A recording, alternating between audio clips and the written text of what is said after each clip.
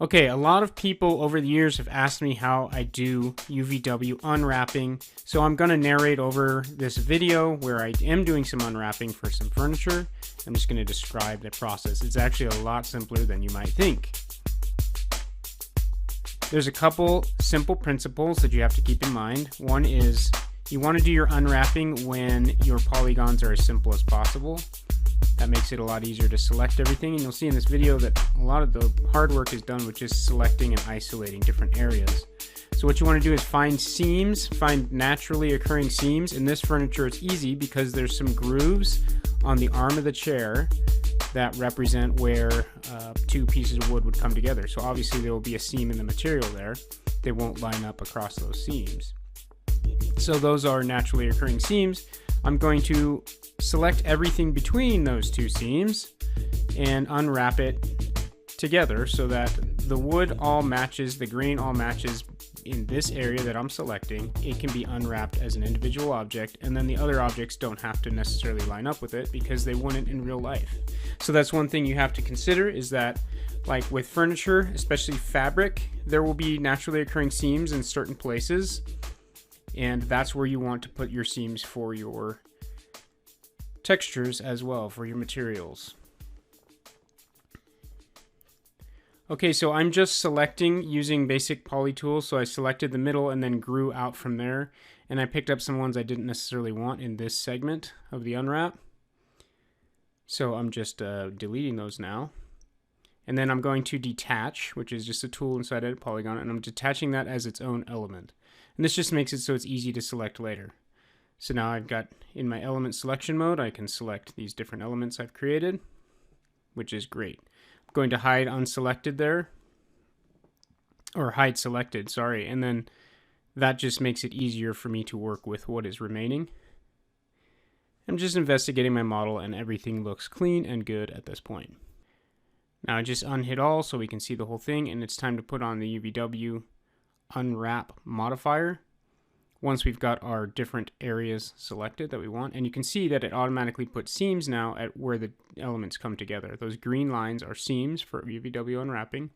If I make it so I select the whole element at once, then you can see those elements that I've detached from each other, which is fantastic.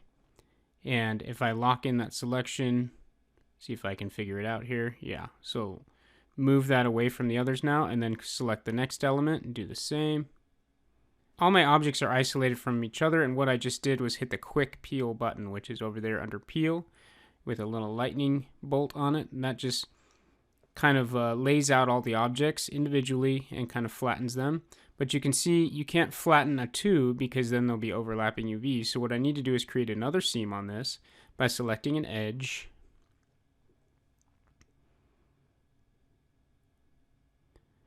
And I want to put it somewhere where it's not going to be noticeable or look distracting. And right underneath of that arm is fine. I can then just do a simple loop command and it selects all of them, and then you hit break to create a seam there. So now you see that purple line going along that seam. That's now broken there, which means those vertices are no longer welded together. So when I peel it, it now flattens out entirely. When those are still connected, it'll just flatten the tube on top of itself, which doesn't really work.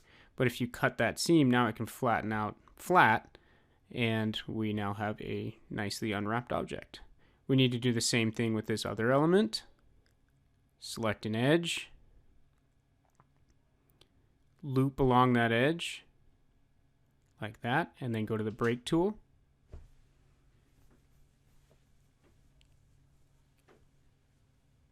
And then quick peel it again.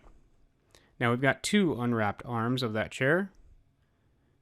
What I'm going to do now is put a simple checker material on it so that we can see what that unwrap is looking like. I'm going to change the tiling on that checker, make sure it's visible in viewport, and then apply it to my chair. You can see the two that I've already unwrapped are working quite well. That back piece isn't working well because it is not unwrapped properly yet. Setting the tiling to 20 and 20. Make sure those checkers are showing up basically as squares on your object. Even that front piece looks pretty nice, but it has actually got overlapping faces because it doesn't have that extra seam in there yet. So let's do that now. I'm going to select an edge.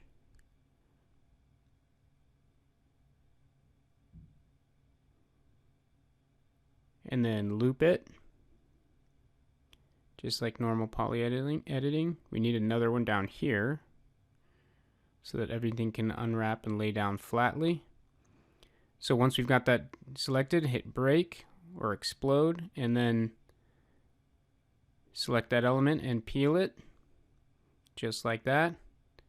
Now we've got that wood or that checkerboard wrapping completely around that front leg, which is perfect. Now here we'll have to add 3 seams. I'll show you how we handle this. We have the regular seam here, so let's select that and loop it.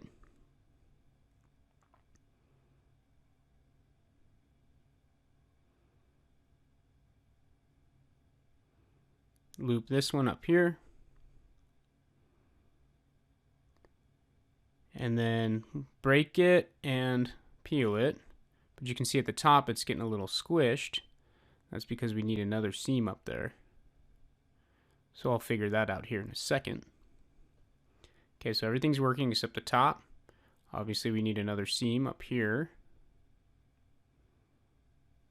Loop. Okay, and it's going up into that top piece, which we'll have to handle a little bit differently. We can break these to make the seam. Okay, so you can see it's still not unwrapping perfectly at the top. It's still a little squished. Working slightly better. But right there is where it doesn't work.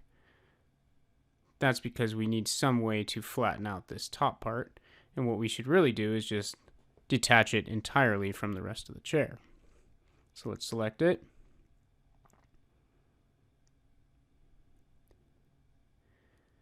What you can do is go to the planar mapping, which will just split that off as its own object, just like that. Make it go on the X axis alignment. So now it just broke it off into its own element essentially.